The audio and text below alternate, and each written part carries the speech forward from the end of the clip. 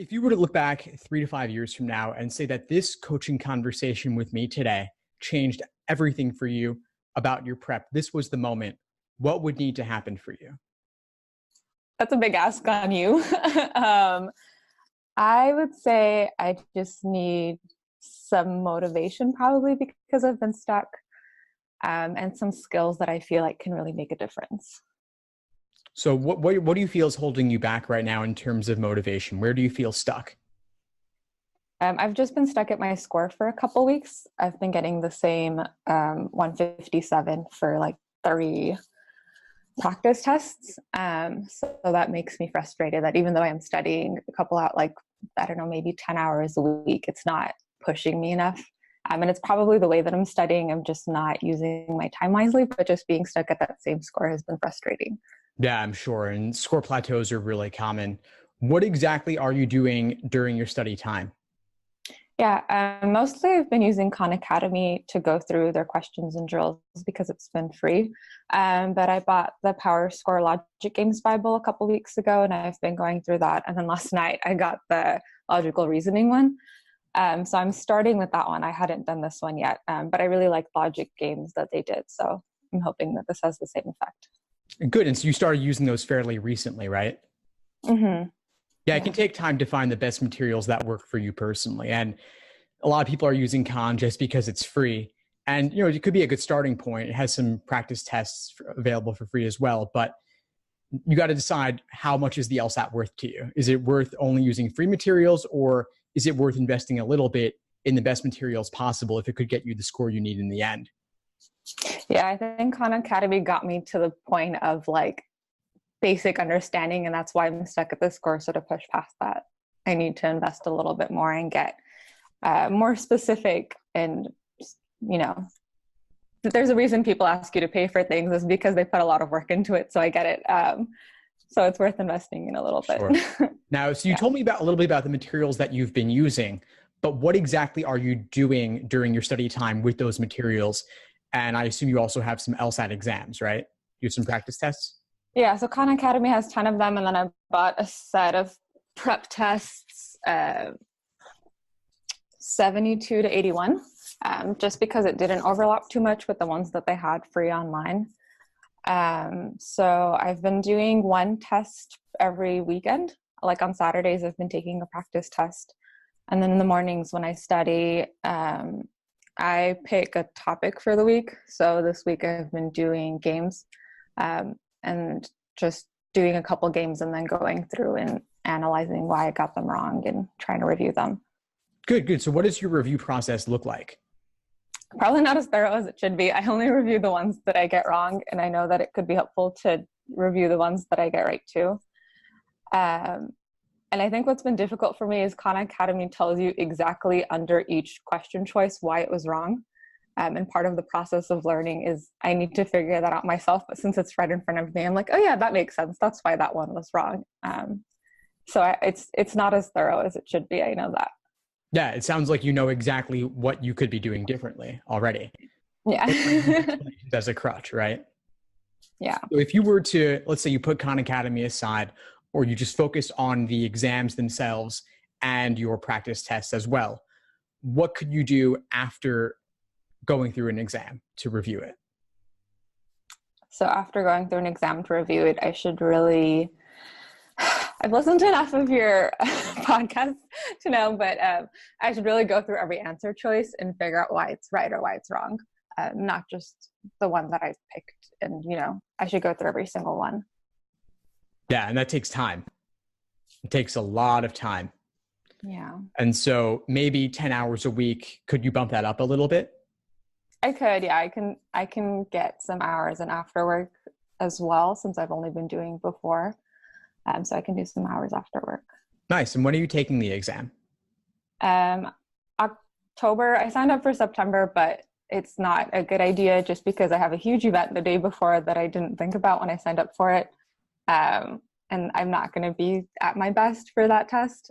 So October is the other one that I signed up for. And I think November might have to be added on there too as a third test. Good. So you could push September, postpone that one to be November instead, give yourself a bit more time. The date to change it was this week and I missed it, but I can add on a third one. I think I'd still have to take September because I can't change it. But yeah, something really weird happened with LSAC recently. They've been screwing around with a lot of things, and so I know that they pushed the postponement deadline earlier, along with moving the July score release earlier as well, which they really should not have done. And so I do think it's worth reaching out to them, give them a call or email them, and if you don't like your answer, call them again. Maybe they'll give you a different answer the second time. And it's worth seeing if they'll be a little bit flexible on that, because they snuck in that change and it really wasn't the right thing of them to do. Okay, I'll give them a call and maybe they'll be really nice about it. Maybe. You never know. It never hurts to ask. Regardless, I would go for November instead if you're considering multiple. Yeah, and definitely. So we talked a little bit about putting in more time and the review process. But when it comes to reviewing specifically, you can't review every single problem you ever complete, of course. That would just take far too long if you're reviewing in depth. But I want you to add on to your review not only the ones that you're getting wrong, but also the ones where you had difficulty or were lacking in confidence, or you were down to 2, but you guessed and got lucky, because it could have just as easily gone the other way the next time around. Yeah, and I think I'll have to mark up my test more so that I can mark which ones I'm getting wrong. Obviously, when you do it online, you can't mark questions to review afterwards, but I'll have to keep track of them, which I think I haven't really been doing. Just as I go through my wrong answers, I'll look at it and say like, oh yeah, that was one that I struggled with. So I should mark them. You could use your scratch paper, or you could use a bubble sheet, even though they're now obsolete in a way. You could still have one to the side just to notate which ones you want to come back to. And you could also rank your confidence level on a scale of 1 to 10 as you're working through them, but you can't choose 7 because 7 is the cop-out answer. You have to, are you confident or are you not, somewhere outside of that. Okay.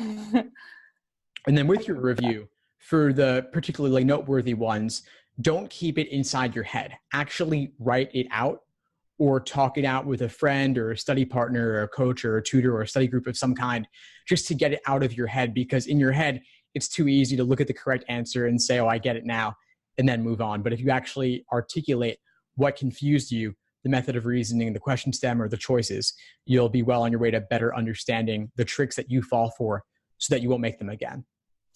Yeah, that makes sense. It's always harder to explain things out loud. Yeah, it is, but it really forces you to figure it out. And talking things out actually can help you improve your understanding too, because it takes half-formed thoughts and makes them more fully formed. Yeah, makes sense. So what else would be useful for you right now? What else would be useful for me right now? What would you say about reading comprehension and improvement? Would you say that that's also more just getting more practice in? Because I do feel like I've been putting that one off more because it was one of my stronger sections. Would you say that it's more strategy and practice? Would you say that there's like specific skills that you need? Like how would you best improve on that section? So there's a lot to say in just 5 minutes, but I'll give you a few quick things that you can implement. One of them is get faster at reading, specifically get faster at reading on a screen. This is new for the digital LSAT, of course. We're used to reading relatively low quality things on the computer and higher quality things in printed books. And the LSAT text, I mean, I don't think it's the best writing style, but the dense nature of the text makes it high quality in a certain sense. So there are 2 tools you can use to improve your reading speed with text on the screen. One is called phrasereader.com. The other is called spreeder.com, Spreeder. And what these tools do is they allow you to copy paste text into a field and display it to yourself at different speeds. And so you can copy in articles from The Economist or Scientific American, but if you have the PDFs, you're able to copy paste LSAT passages. You could also put those in and gradually increase your reading speed from, let's say, 200 words per minute up to maybe 400 words per minute, 25 words per minute at a time, and then test your comprehension with those. Another thing you could do is you could focus more on reading for the structure of the arguments they're making in the passages rather than the details themselves, because they're never really testing you on the details. They're much more testing you about the text, similarly to how in logical reasoning, they're testing you for what's the method of reasoning, what's the role that this statement plays in the argument. You have analogous questions in reading comp. So reading comp is just like a bigger logical reasoning stimulus. And so just like there's evidence, conclusion, and logical reasoning, there are similar things going on in reading comp. So it's not about the information itself or the topic itself, rather it's how the author goes about making their argument. Yeah, okay. Yeah, and I think I also make an issue out of using LSAT's definitions of things versus real life definitions of things when I'm studying. Even something as stupid as the conclusion of a reading comp passage. I feel like in school when we were learning about conclusions, it was more of a summary. So I'll pick the answer that looks more like a summary rather than the actual definition they use of a conclusion, which is totally not the same thing. Right. That's a good point. Yeah. A conclusion has multiple definitions. Yeah. So I need to keep an eye on that too. And try to think about it more as the author's opinion or the author's viewpoint. And if you want to identify it, think about if they could only say one statement and you had to remove everything else, what would they want to say? And the same is true of logical reasoning as well. If you have an evidence statement, a conclusion statement, the conclusion is the one that you would keep. That's their main point. Okay. In terms of like structuring studying, would you say that it's better to keep mixing things up? I mean, it might be just personal based on the person, but would you say it's better to keep things switched up throughout the week and do one section one day and then focus on a different one the other? Would you tackle one section at a time? Somewhere in between. I would say you could have a focus for the week, but still mix in a little bit of the other sections as well so you don't get rusty. Okay. So you could do maybe 50% games and then 25% on reasoning and reading comp. Okay. Taking notes on the side. Of course. I want to ask you before we sign off, what's the biggest insight you got from our session today? What is the biggest insight I got from our session today? I know that I knew this already, but I need to review better. I need to be more thorough with my review time and spend more time reviewing than I do actually taking the test. So I think that's a big insight, which I've heard over and over, but I feel like you telling me personally was more like, you really need to get on that. So that's definitely something that I need to implement immediately. Awesome. So go out and make it happen. Yeah. Thank you so much for your time. I really appreciate it. It was a little boost of motivation for me. Awesome. So say keep at it.